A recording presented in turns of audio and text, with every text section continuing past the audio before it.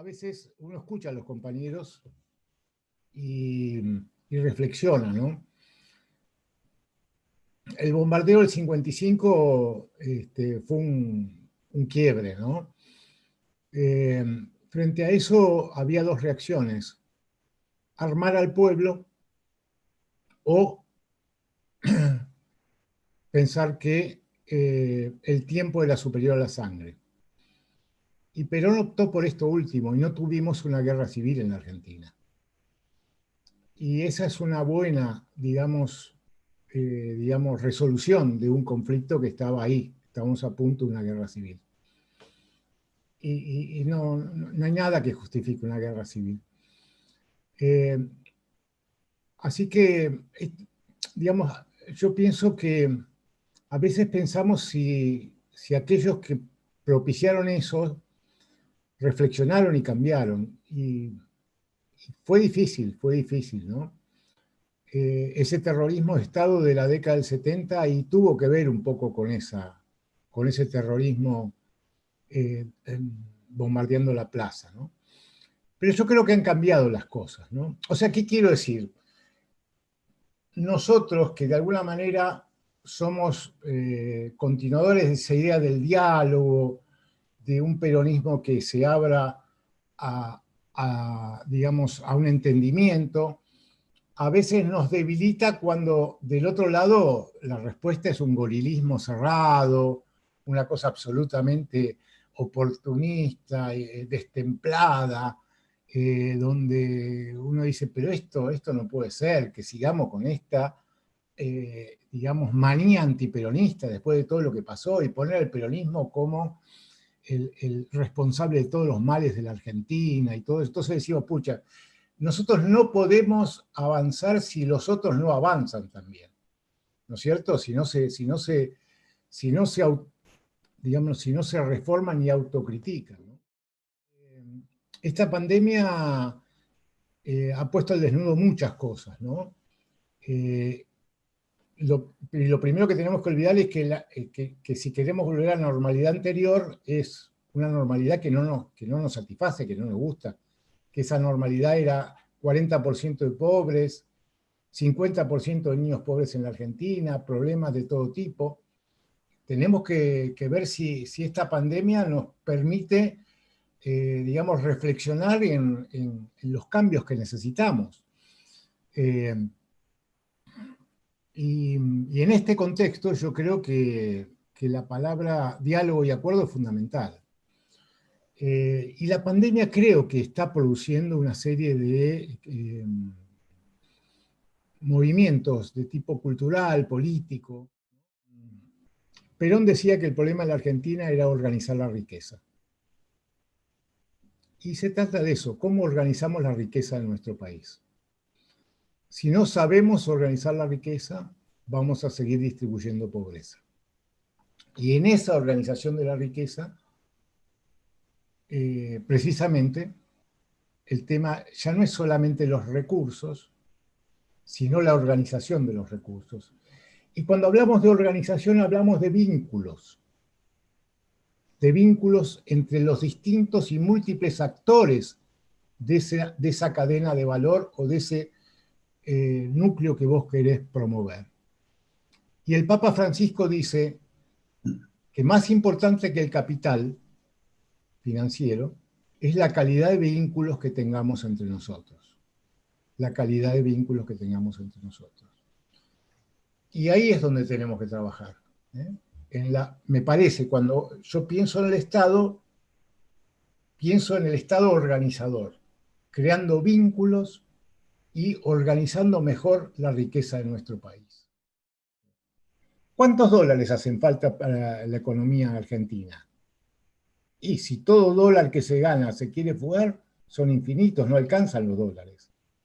Por eso hoy la Argentina es el país que tiene más dólares por habitantes del mundo, más dólares billetes por habitantes del mundo, y es el que tiene menos pesos, menos moneda nacional por habitante del mundo.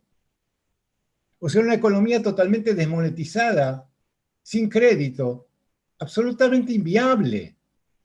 donde el Estado tiene que salir a buscar dólares, no para el Estado, porque el Estado no necesita dólares porque su gasto es en pesos.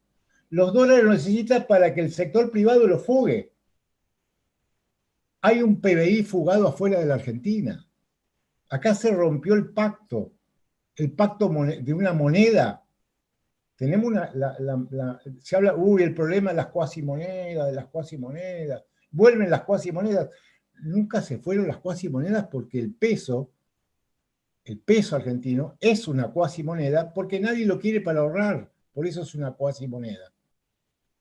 Entonces, este es un tema fundamental de reconstruir y de replantearlo, ¿no? Es imposible. Nosotros queremos un sector empresario innovador, un sector empresario que invierta, que transforme, que genere mayor productividad, que genere ventajas dinámicas de nuestra economía. Bueno, todo eso es fundamental. Nosotros no queremos un empresario que solo capture la renta de algún servicio público, de alguna concesión, ¿no? Mi viejo siempre hablaba, ¿no?, de la economía social y solidaria. Me acuerdo cuando se vino la ola de privatizaciones, él decía, no, nosotros no vamos a privatizar, vamos a hacer una empresa social, vamos a llamar a los trabajadores, a los usuarios, vamos a hacer una cosa distinta. Y bueno, nos tapó la ola neoliberal, pero siempre estuvo esa idea de la solidaridad, porque en definitiva el peronismo, si se quiere, es la solidaridad de los trabajadores para defenderse frente al capital. Es decir, organicémonos porque el patrón tiene más poder que nosotros, si los trabajadores nos organizamos, le vamos a disputar al patrón mejores condiciones de trabajo, mejor salario y todo eso. Y eso fue lo que pasó. Perón, cuando terminando su segundo mandato en los 50, él entiende el fenómeno del cooperativismo.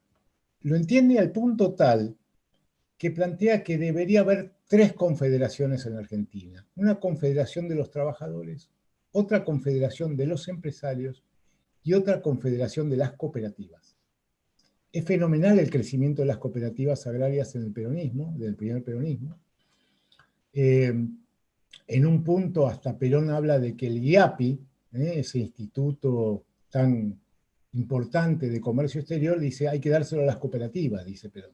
Bueno, entonces, los trabajadores han tenido 2 formas de defenderse, los sindicatos y las cooperativas. Y cuando hablamos de los trabajadores, hablamos de todos los que viven de su trabajo. Por ejemplo, las pymes. Las pymes viven de su trabajo, aunque sean pymes. ¿Y qué son las cooperativas? Y son la asociación de pymes. ¿Y por qué? Y porque si estás solo, si sos un productor agropecuario aislado, y sos pan comido para el resto de la cadena, ¿no? Ahora, si te agrupás y sos una cooperativa agraria, esto te da fuerza en la negociación. Y de eso se trata, y por eso la Argentina tiene un movimiento cooperativo y mutual extraordinario. Te aclaro, Perón además es el padre de las mutuales en Argentina. El movimiento del mutualismo, después le voy a pasar a Enrique algunos textos para ver que del 44, donde Perón inaugura un congreso de las mutuales y plantea la cuestión del mutualismo, ¿no? Bueno, Perón era militar y la mutual Montepío es la que usó el general San Martín para resolver los problemas de la tropa del ejército de los Andes. Incluso esa mutual fue la que primero ayudó a la viuda del sargento Cabral. O sea, antes del Estado estaba la mutual. Por eso hoy las mutuales militares son muy importantes en Argentina, pero no muy importantes, importantísimas, y siguen dando servicios a nuestras Fuerzas Armadas. Yo creo en la fuerza de los pueblos, creo que tenemos eh, un destino común, creo en los valores. creo en nuestros jóvenes. Me parece que en este G0 en el que estamos, donde no hay líderes, donde no hay... aparece una voz solitaria, ¿no? La del Papa Francisco, que la tenemos que revalorizar y rescatar, ¿no? Y el Papa Francisco nos hablaba de cuáles son las reglas para construir un pueblo, ¿no? Eh, o sea, es un pueblo el que nos va a permitir terminar esa tarea inconclusa de la nación, ¿no? Esa cuasi nación, ¿no? Eh, eh, y hoy tenemos que reconstruir el pueblo argentino, ¿no? Y hay principios, ¿no? Esto de que no podemos ser ingenuos. No es que tenemos que ser todos buenos, sino que no tenemos conflictos, intereses, pero la unidad debe prevalecer sobre el conflicto, ¿no? Ese es uno de los principios bergoglianos. La unidad debe prevalecer sobre el conflicto. El todo es superior a las partes. ¿Qué quiere decir? Y si tenemos un proyecto común, cada una de las partes tiene que ser parte, tiene que integrarse a eso, no puede pretender la, ocupar el centro y tener todo el poder, ¿no? O sea, el dinero tiene que servir, no gobernar. Tiene que servir. Eh, la realidad es más importante que la idea, dice Bergoglio. Y siempre nos tenemos que sacarlas, revisar las ideas y ver la realidad, ¿no? Es un poco explica el peronismo cómo fue cambiando, ¿no? Porque para el peronismo siempre la realidad fue más importante que la idea, sin perder de vista determinados objetivos, ¿no? Eh, y bueno, estas son